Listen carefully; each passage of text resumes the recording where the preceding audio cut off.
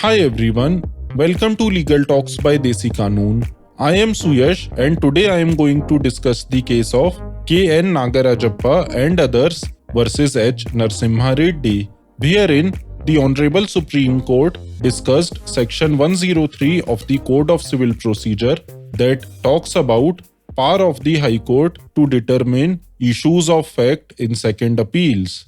On our earlier show, we had discussed Section 100 of CPC that also dealt with second appeals.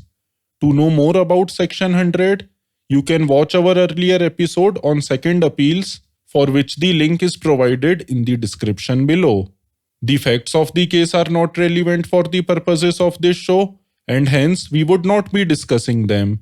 But before adverting any further, it would be profitable to know that Section 100 of CPC deals with appeals from appellate decrees in cases where a decree has been passed by the first appellate court.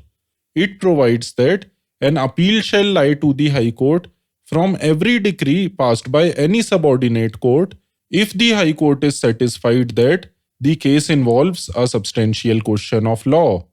On the other hand, Section 103 of CPC provides that in any second appeal, the High Court may, if the evidence on the record is sufficient, determine any issue necessary for the disposal of the appeal that has either not been determined or has been wrongly determined by the courts below. In order to understand Section 103 in a better manner, let us go through the pertinent observations by the court.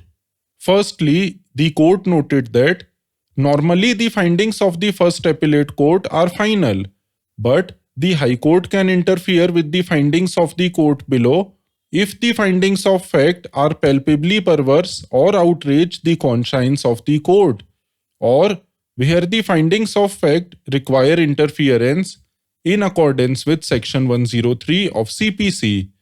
Secondly, the court considered the judgment of Narayan Sitaramji Badwaik, dead through legal representatives versus Bisaram, wherein it was held that power under Section 103 of CPC can be exercised when an issue necessary for the disposal of the appeal has not been determined or when an issue of fact has been wrongly determined by the courts below.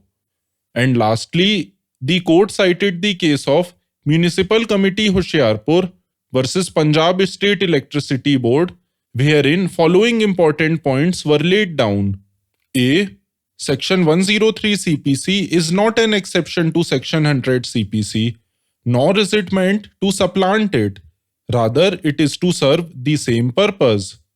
B. While exercising powers under Section 103 of CPC, the court has to explain the perversity that it found in findings of fact by the courts below. C.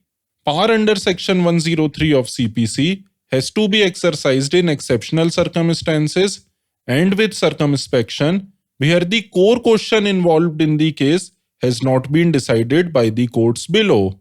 D.